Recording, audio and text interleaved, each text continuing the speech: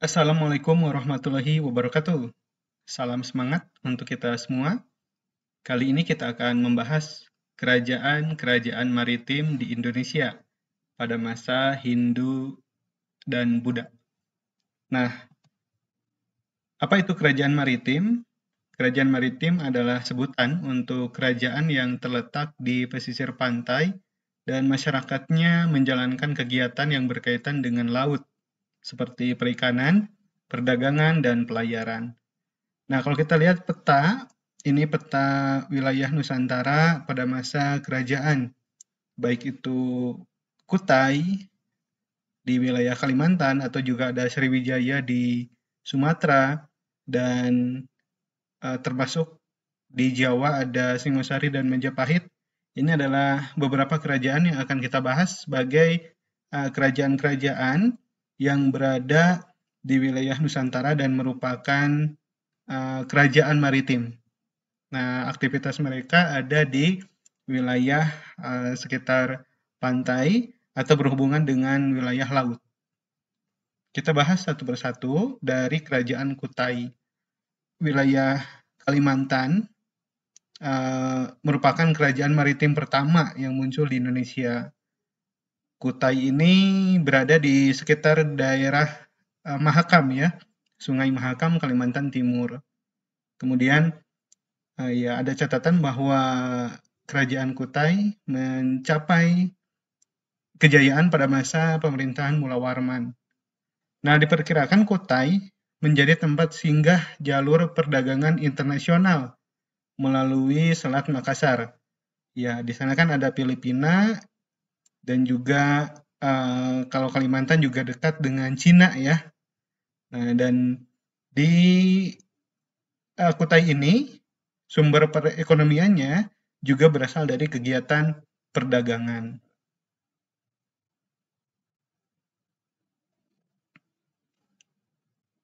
Berikutnya ada Kerajaan Tarumanegara, terletak di wilayah Jawa Barat.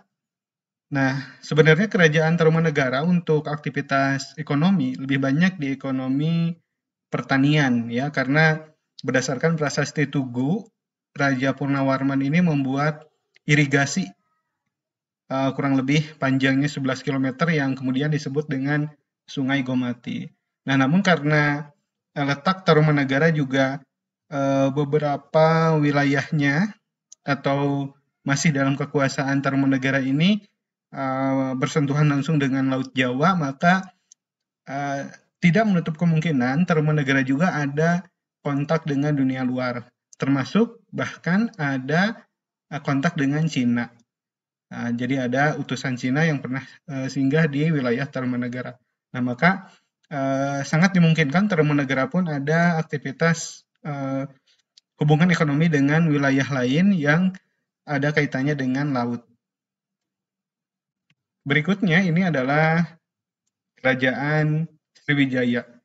Sriwijaya di wilayah Sumatera ini adalah kerajaan yang besar, bahkan pengaruhnya sampai ke wilayah Asia Tenggara. Kita lihat di sini untuk petanya cukup luas ya, peta kekuasaannya, bahkan kalau kita lihat ini ada ekspedisi Sriwijaya, artinya perjalanan yang pernah dilakukan oleh Kerajaan Sriwijaya ya, yang ditunjukkan dengan garis merah ataupun garis putus-putus panah merah, warna merah. Nah, Sriwijaya ini muncul sebagai kerajaan yang maritimnya kuat, perdagangannya sangat kuat dan sangat ramai.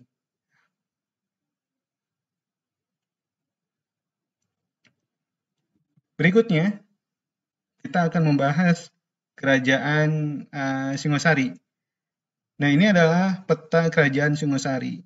Tidak kalah dengan kerajaan sebelumnya, Singosari juga merupakan kerajaan maritim, kerajaan yang cukup luas pengaruhnya, ya. Kita bisa lihat peta dari jalur ekspedisi militer yang pernah dilakukan oleh Kertanegara. Nah, jadi Kertanegara pernah melakukan ekspedisi Pamalayu untuk menaklukkan kerajaan Melayu dan menahan serangan kerajaan Mongol. Nah, di sini kita lihat bahwa dari segi politik sudah dikuasai di wilayah perairan oleh kerajaan Singosari, nah maka dari kegiatan ekonominya pun sama. Nah, berarti nanti akan sangat menunjang kegiatan perdagangan. Berikutnya adalah Majapahit. Nah, kita tahu bahwa Majapahit merupakan kerajaan terbesar di Nusantara karena hampir seluruh wilayah Nusantara ini dikuasai oleh Majapahit. Pada masa keemasannya, di masa Hayam Wuruk, dengan patih yang kita kenal dengan nama Gajah Mada, ini kerajaan Majapahit berhasil menguasai hampir seluruh wilayah dari Nusantara. Nah, sama ini juga Majapahit, karena secara politik sudah dikuasai, sudah sangat luas, maka secara ekonomi pun sama. Nanti akan sangat menunjang kegiatan ekonomi, khususnya perdagangan. Nah, ini adalah wilayah kerajaan dari Majapahit. Nah, bisa kita simpulkan bahwa banyak kerajaan-kerajaan, baik Hindu maupun Buddha, yang merupakan kerajaan maritim, di mana aktivitas perdagangan ataupun kekuasaan politiknya berada di wilayah lautan. Jadi tidak hanya sebagai kerajaan yang menguasai wilayah daratan, tapi juga menguasai perairan. Itulah materi kita pada kesempatan kali ini. Semoga bermanfaat. Terima kasih. Tetap jaga kesehatan. Pikiran yang positif adalah modal awal untuk meraih kesuksesan.